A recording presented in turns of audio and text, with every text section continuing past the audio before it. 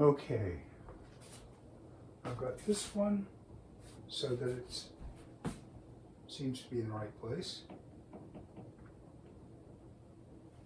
And I have this one. Ooh, maybe I've gone too far with that one.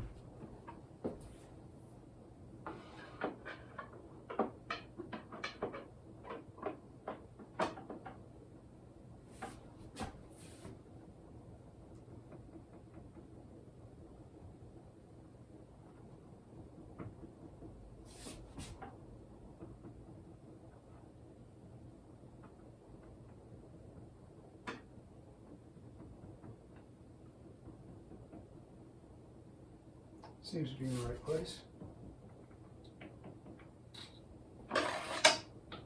This one is a little bit high. If I touch on the glide bolt, it goes away. Ditto for that one. Ditto for that one. And this one seems to be okay.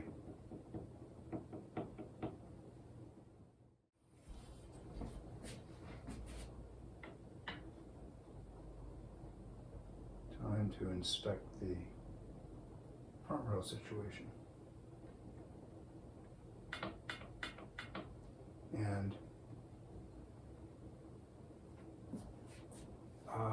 And this needs to go up according to our sample. So I'm going to support the front rail. I'm going to lift front rail and key step and key until there's no space.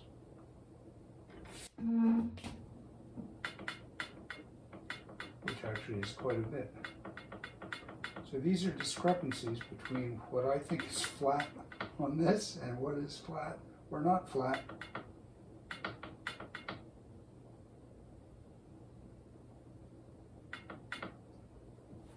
And I'm going the wrong direction.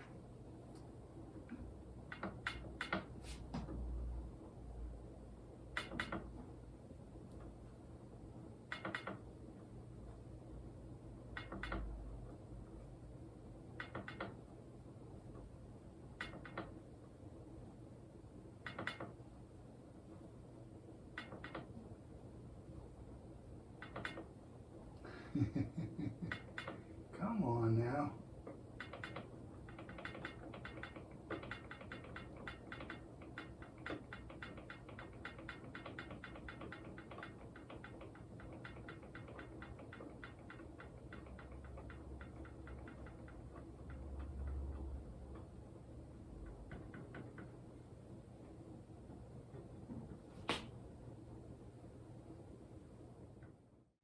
Then I have to turn the middle ones up to share the contact. And of course, they're not at all in contact now. And they should be about halfway between there and there.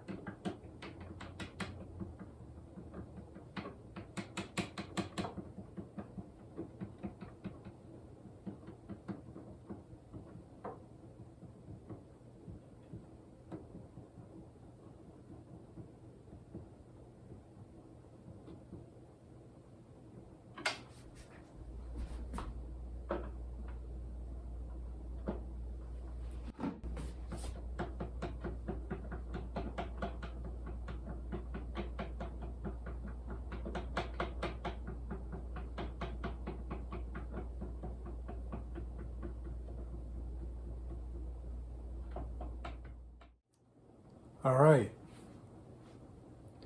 we have our WNG dip tool weight at the front of the key.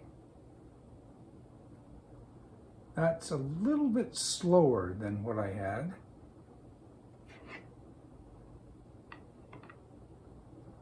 And that's a little bit faster. And since there's a seesaw effect, I'm going to try lowering this one just a little and see if it will improve both.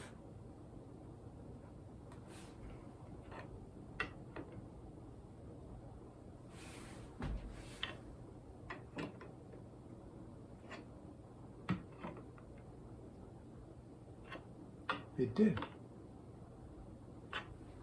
That one's okay. This one needs a little more, a little lowering. And I can do just one side of the template, I think, first, and then add the other. That might actually be it.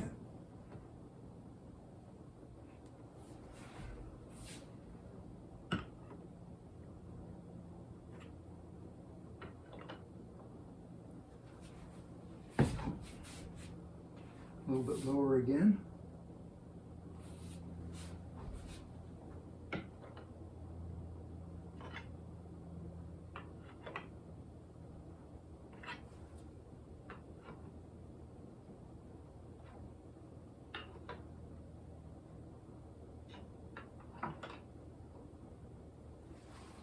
A little bit lower.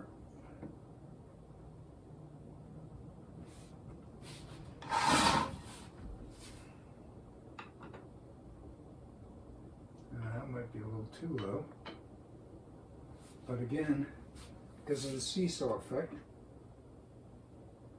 lowering this, improving that one might improve the other one as well.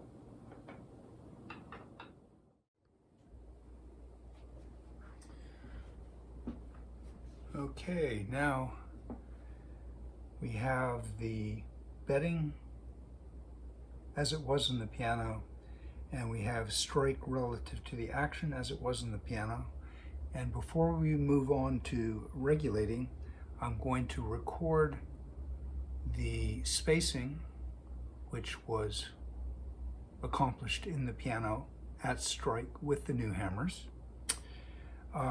And also I'm going to record the heights of the templates so that if something gets bumped, we have a place to come back to. Okay. Let's see if I can get my pen to write.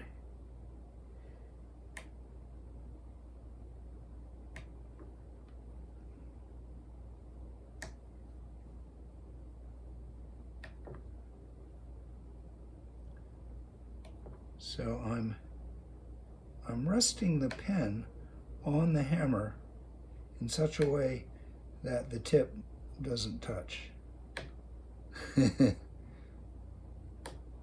Because I don't want to mark the hammers.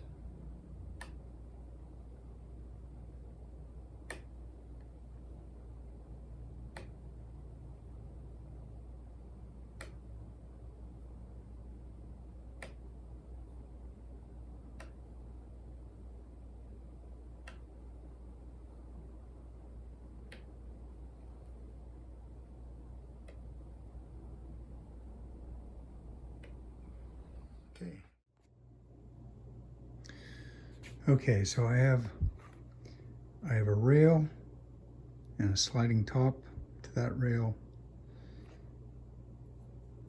and a string height gauge that fits on the sliding top and a plunger that fits in the string height gauge. And I've prepared this plunger with 1, 20, 21, 37, 51 on one side, 52, 68, 69, and 88 on the other side. These are the end notes of each section. But actually what I'm going to do is I'm going to record with the plunger flush to the outside of the template. That gives me my most accurate measurement.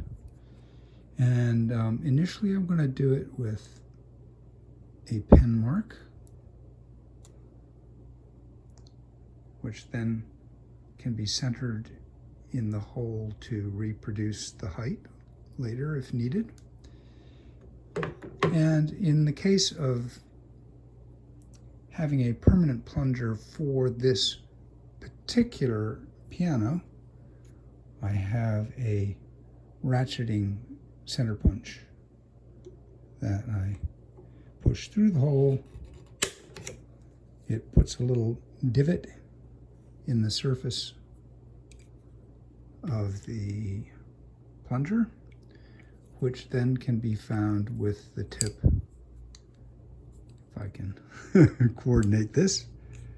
Yep. It can be found with the tip of the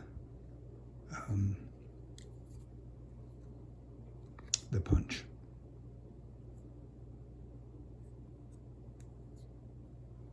Okay, so that was number one. I'm just going to take one more.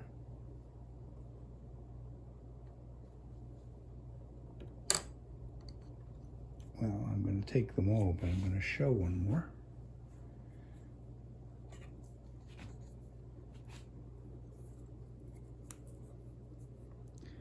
You can see that the dot for number one is no longer visible, and that's because the string number 20 is higher than string number one.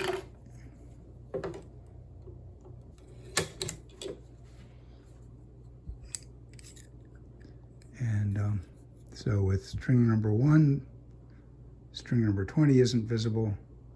With string number 20, string number one isn't visible. So there's that much difference in height between the two.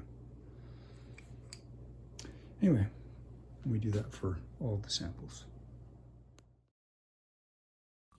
And please like, subscribe, or follow the link in the notes to my website.